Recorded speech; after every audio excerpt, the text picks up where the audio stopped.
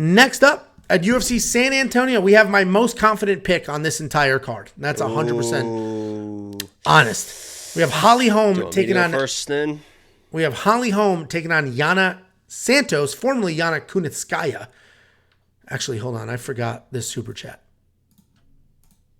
$5 super chat from Pepe Sylvia. $5 for the laugh record because I roasted Jacob's stupid ass a few times. Thank you very much, Pepe, for another super chat. Next up, at UFC San Antonio, we have Holly Holm taking on Yana Santos, formerly Yana Kunitskaya. She is married now. Sorry, Jakey boy. Holly Holm, 14-6 overall, 3-2 in her last 5. She is coming off. If anyone, I'm marrying Holly Holm because it kind of looks like me if I was cross-dressing. That's what I'm into. Me. Yeah. We've said this before. Jacob Here we go. Genuinely jerks off to his own asshole in the mirror. It's his kink. It's very strange. And everyone in the chat, ask Angelo how he knows that. Because you insist on telling us. Because you insist on paying me for video after video, and it's gotten look at that. Okay, I like trying to play. Things got real uncomfortable there. Angelo's like, okay. I'm like, how do I act like it's a joke? Do I act like it? I wonder which one's more believable. Anyway, listen to the tone. Holly Holm coming off that controversial loss to Ketlin Vieira. She's taking on Yana Santos. 14-6 overall, 3-2 in her last 5. She's coming back after almost 2 full years away. Holly is 41 years old. That's normally a big fade. Like, oh, that's super old. But at 41 years old, she hasn't... because last week you got called out for being 40. She's like, 41's really not that old, guys, if you think about it. Well, I'm not 40. I'm 39, but yes. Mm-hmm. But Holly doesn't fight a style that age really matters. She's not taking damage. She's not relying on wild speed. Like, she is clean, technical, uses her size, her footwork, and stuff like that. So the fact that she's 41, I think matters much, much less for her than it would for maybe a male fighter who relies on biting down on their mouthpiece and making stuff happen. She is a professional kickboxer, a professional boxer that worked her way into MMA, and she fights like one.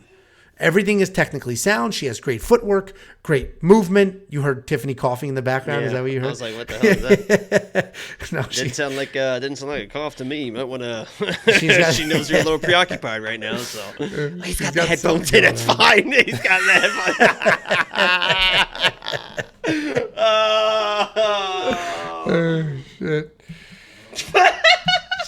She just, Tiff, I can hear you on the microphone. You said, oh, shit. That shit was like, uh-oh. We can hear you, and Jacob's making wild accusations about what that sound actually is. Oh, I felt so bad. She just, like, so defeated. She was like, I can't help it. Oh. She got something going on. Anyway. I bet she does. Holly, a very technical striker who uses that footwork and that superior striking technique to get her wins. Yana Kunitskaya, Yana Santos, a high-volume striker. She lands more than 4 significant strikes per minute.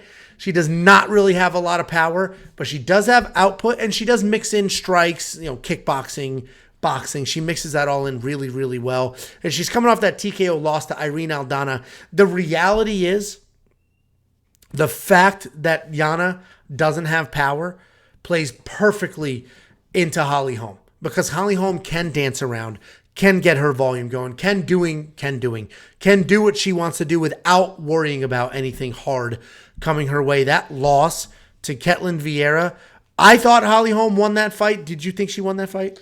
I can't really remember. I was watching it. They just didn't give her the cage control. And yeah, I mean, there was a lot of just kind of Usman-like hugging. Just empty pressure, nothing really happening.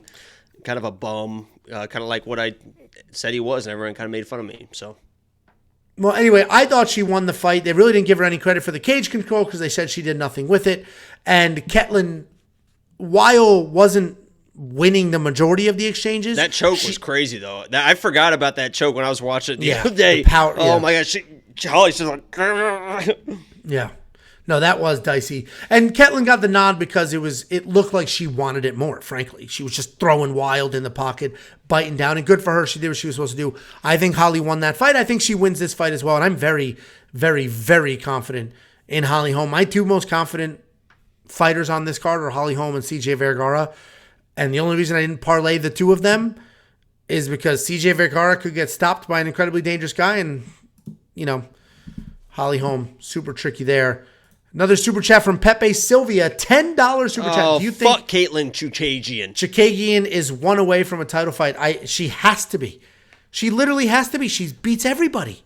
She lost to Vivi. She lost to Amanda. Her last fight, beats everybody. She lost her last fight.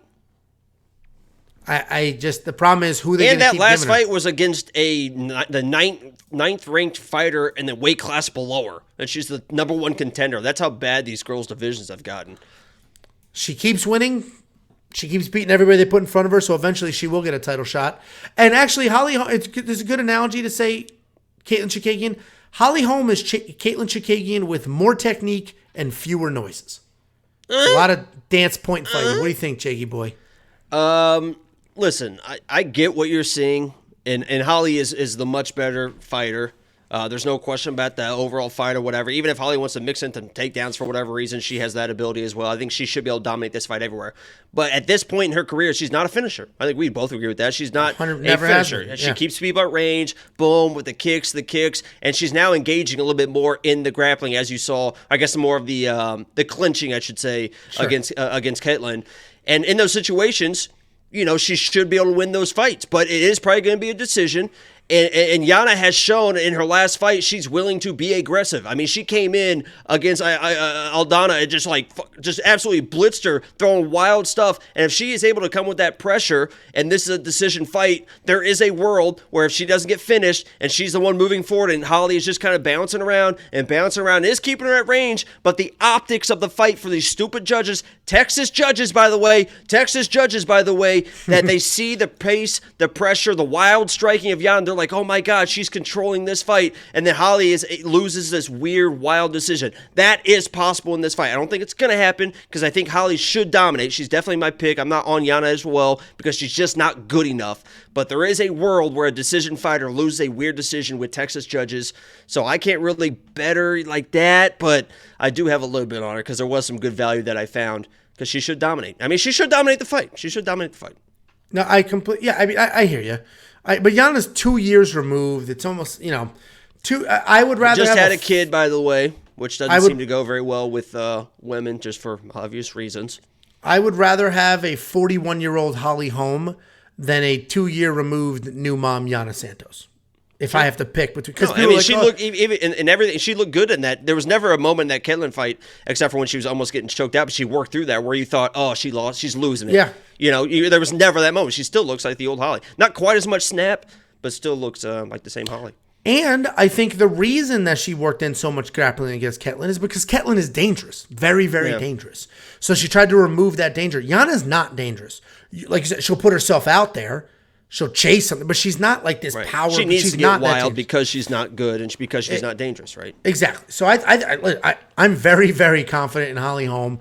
And if we weren't burned by Shevchenko and then right after that, there should be minus 350. I agree. Yeah. If we weren't burned by Shevchenko and then shortly after JJ Aldrich, I would say we, not me.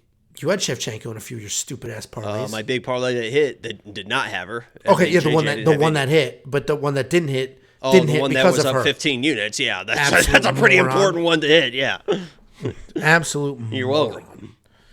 So we're both on the same side here. $9,000. The problem is it's a 3-round fight, and Holly Holm does not score well. It's just strikes. She doesn't score that well. Now, if she works in a ton of grappling, then she could be forced into the grappling. I mean, if Yana's just kind of all over, she might just do it just to slow her down because she can control the fight there, I think so. Sure. She might just default to it just because. But this is a 3-round fight. It'll be one of her, she doesn't have 3-round fights very often, so it'll be interesting to see what that does, if she changes things up or not. But she's very technically sound, very mentally strong, very composed, put together, been through it all, seen it all, former champion. There's absolutely no reason she should lose this fight. And she is not like a JJ Aldrich where she'll show up flat-footed. She's not like a Valentina Shevchenko. Valentina lost that fight because she spun. You know what's funny is that Alexa Holly Grasso, Holm's not gonna do that crap. Alexa Grasso fought somebody and they did the exact same thing in that fight. They spun and Alexa Grasso did the exact same thing. Immediately grabbed the back and then choked her out. Whatever her last rear naked choke was. It literally was the exact same thing. It's almost like they saw that on film. Like, hey, here's an opportunity because Shevchenko does do a lot of spinning action. Yeah, and that's not Holly Holm. So I think very confident pick for me. Probably not spending the DraftKings money because I don't think she scores very well. Jacob and I do both have. You have bet on this, right? You said you found some good value. I found plus money for Holly Holm that I absolutely love, and it doesn't even have. It's not even like a first round finish or anything like that. It's great value. Great value. I've got something going on here as well. WeWantPicks.com. Become a premium member. It's $10 a month. You're going to get the picks, the bets, the DraftKings optimizer. You're going to get the DraftKings ownership, the DraftKings points projections, the DraftKings player rankings, the safety parlay. Jacob's Lock of the Week is free, but fine. All of that for $10 a month. And then we do all the same stuff for FanDuel. Same FanDuel breakdown, same FanDuel content. So much going on here. WeWantPicks.com, only $10 a month.